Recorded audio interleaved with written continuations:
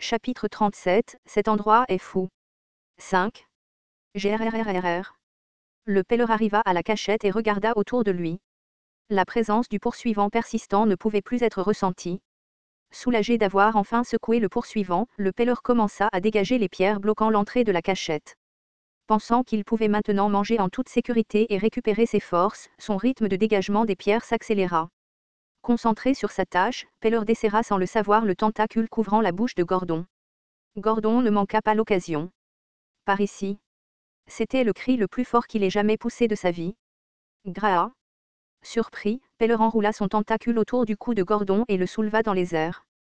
Bien que le souffle de Gordon ait été coupé, il ferma les yeux et hurla à nouveau. J'ai dit, par ici. Graa. Furieux, Pêleur plaqua Gordon au sol. Il était certain que le poursuivant entendrait le cri et les trouverait bientôt. Pêleur décida qu'il n'avait pas d'autre choix que de dévorer Gordon et de se cacher. Pêleur leva haut son bras semblable à une faux. Ag. Gordon était assis par terre, les yeux fermés. La peur de la mort l'envahit, le rendant incapable de crier davantage. Il sentit la chaleur se répandre entre ses jambes. Chic. Au moment où la faux de Pêleur était sur le point de frapper la tête de Gordon, quelque chose traversa la forêt sombre et vola vers lui. Swek. Le poignard de Bolinde s'enfonça dans le bras de Pêleur. À cause du poison recouvrant la lame, la peau pâle de Pêleur commença à se carboniser et à noircir. Graa. Pêleur poussa un cri d'agonie, mais il ne dura pas longtemps. Peuk. L'épée de Ghislaine vola juste après et transperça la tête de Pêleur. Crac. Et peu de temps après, la hache de Gillian coupa le corps de Pêleur en deux. Je suis vivant. Voyant les trois personnes debout devant lui, Gordon cria de soulagement. Déchirant un parchemin, lumière, pour vérifier l'état de Gordon, Ghislaine sourit et dit, tu as bien fait, Gordon. À ces mots, Gordon ne put retenir ses larmes plus longtemps. Il était submergé de gratitude envers Ghislaine, qui avait tout risqué pour venir le chercher et le sauver. Bien qu'il sache qu'en tant que mercenaire, verser des larmes était quelque chose qu'il devait éviter de peur de perdre du muscle, il ne pouvait tout simplement pas les retenir cette fois. Waouh!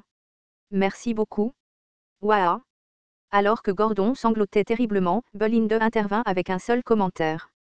Mais, tes vêtements. Est-ce que, par hasard, tu t'es mouillé? Les larmes de Gordon séchèrent instantanément et son visage devint rouge alors qu'il détournait timidement la tête. Bolinde éclata de rire à cette vue. Pendant ce temps, Ghislaine inspectait l'entrée mal dissimulée de la grotte. Donc, c'est leur cachette, hein? Ce serait stupide de partir après être venu jusqu'ici sans vérifier la cachette. Le groupe entra immédiatement dans la grotte. Graa. Les pales à l'intérieur de la grotte poussèrent des cris dès qu'ils les virent. À en juger par leur apparence déchirée et cabossée, il était clair qu'ils étaient ceux qui avaient fui plus tôt. J'étais déçu que nous n'ayons pas pu tous les attraper, mais il semble qu'ils se soient rassemblés ici. Cela facilite les choses. Maintenant qu'il avait trouvé la cachette, les éliminer ici et maintenant rendrait leur voyage beaucoup plus fluide. Avec un sourire cruel, Ghislaine regarda les créatures autour d'elle. Tuez-les tous. Avant même que Ghislaine ait fini de parler, Bolinde et Gillian s'en prirent sans pitié aux pales. Graa. Les pêleurs affaiblis, qui avaient déjà combattu des mercenaires, ne purent résister et furent rapidement massacrés. Même si les pêleurs avaient été en parfaite condition, Gordon était la seule personne du groupe sans contrôle de mana, donc les éliminer n'aurait pas été difficile pour les autres. Après avoir tué le dernier pêleur, qui tentait désespérément de fuir, Ghislaine jeta un coup d'œil autour de la grotte et remarqua quelque chose d'inhabituel. Qu'est-ce que c'est? Bolinde et Gillian remarquèrent également le tas dans le coin et semblèrent surprises. Ce ne sont pas des os humains. Comme l'a dit Bolinde, non seulement des os de monstres étaient éparpillés dans la grotte, mais aussi ce qui semblait être des os humains. On dirait les restes de personnes qui ont exploré officieusement la forêt des bêtes, a remarqué Gillian. Ghislaine hocha la tête en signe d'accord. Des gens ont tenté d'explorer la forêt des bêtes dans le passé, mais c'était il y a longtemps. Ghislaine savait que cela faisait plusieurs décennies que le domaine Ferdium avait interdit l'entrée dans la forêt des bêtes. Cependant, les vêtements et les outils en lambeaux éparpillés parmi les os ne semblaient pas avoir plus de quelques années. Donc, des gens ont récemment exploré cet endroit en secret, évitant l'attention de Ferdium. Bien qu'il ait quelques idées sur qui pourrait être impliqué, Ghislaine n'en était pas encore sûre. Il se pourrait qu'il s'agisse simplement d'aventuriers. Décidant de mettre de côté les pensées sur les problèmes non résolus pour l'instant, Ghislaine résolut d'enquêter plus tard. Il ferma la grotte et retourna vers le reste du groupe. Astérisque astérisque astérisque. Les mercenaires, attendant avec anxiété le retour de Ghislaine, saisirent immédiatement leurs armes lorsqu'ils sentirent un mouvement venant de la forêt. Mais lorsqu'ils virent Ghislaine émerger d'entre les arbres, ils poussèrent un soupir de soulagement collectif. Bien qu'ils pleuraient la pensée de la mort possible de Gordon, ils savaient qu'il avait besoin de Ghislaine pour survivre dans cette forêt. Le jeune seigneur est de retour. Avec des sourires de joie, les mercenaires s'approchèrent de Ghislaine. Belinda et Gillian suivirent bientôt, et finalement, Gordon apparut, arborant un sourire gêné. « Waouh !»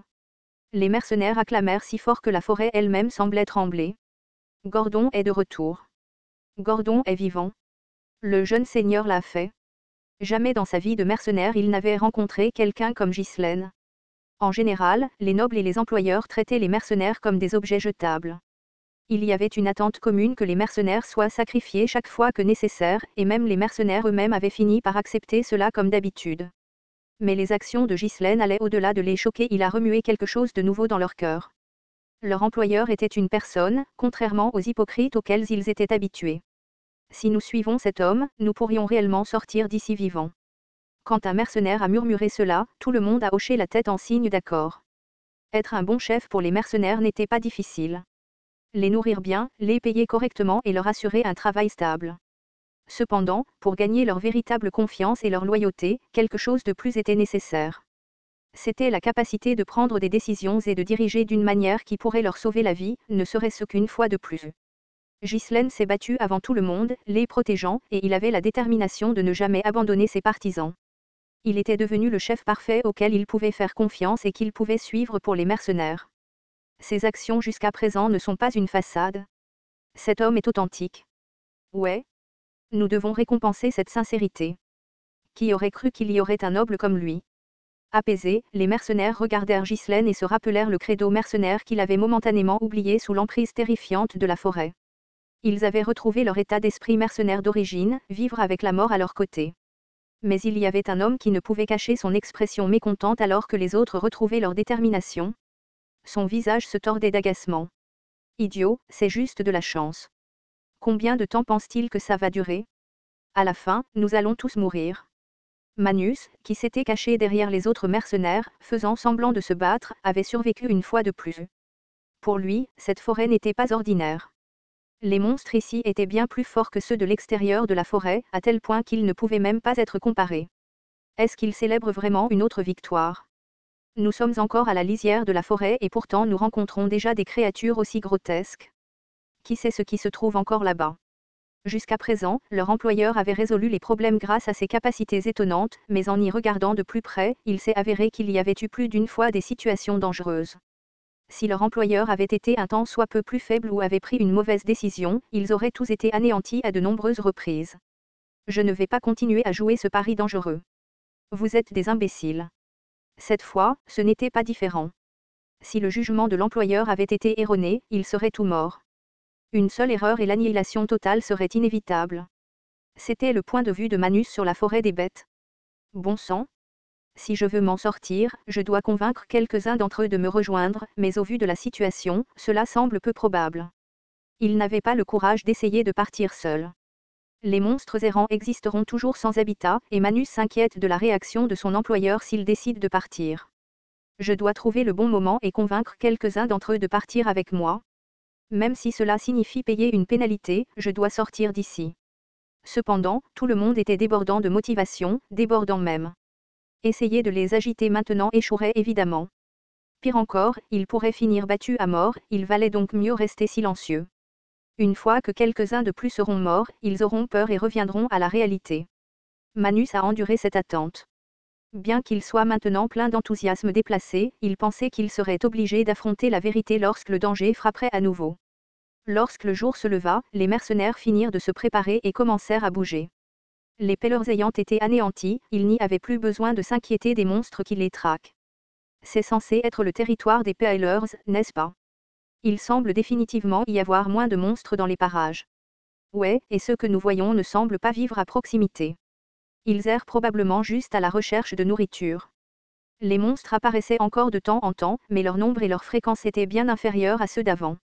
Même ainsi, si nous baissons la garde, nous sommes morts. Il suffit de suivre les ordres de l'employeur.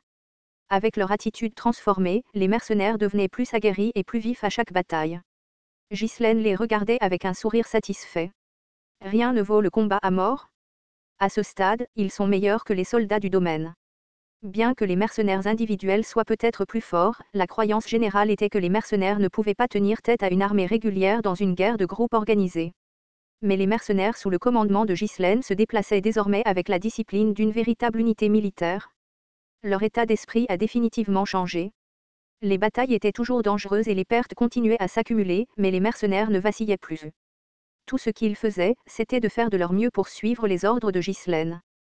Parce qu'ils lui faisaient confiance, Ghislaine pouvait désormais les diriger plus facilement qu'avant.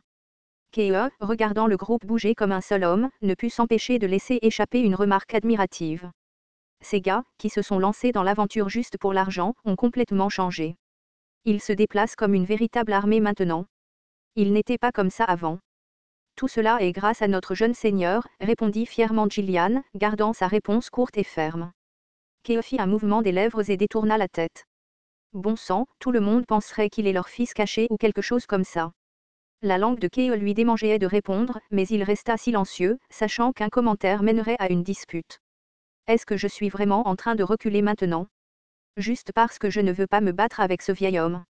Keo pencha la tête, intrigué par son expression sérieuse. Il était impensable pour le commandant du corps des mercenaires cerbères d'éviter un combat juste pour éviter de se disputer. Keo se retrouva plongé dans ses pensées sur cette question. Alors que Keo était perdu dans ses réflexions sans fin, le groupe quitta rapidement le territoire de Paylor.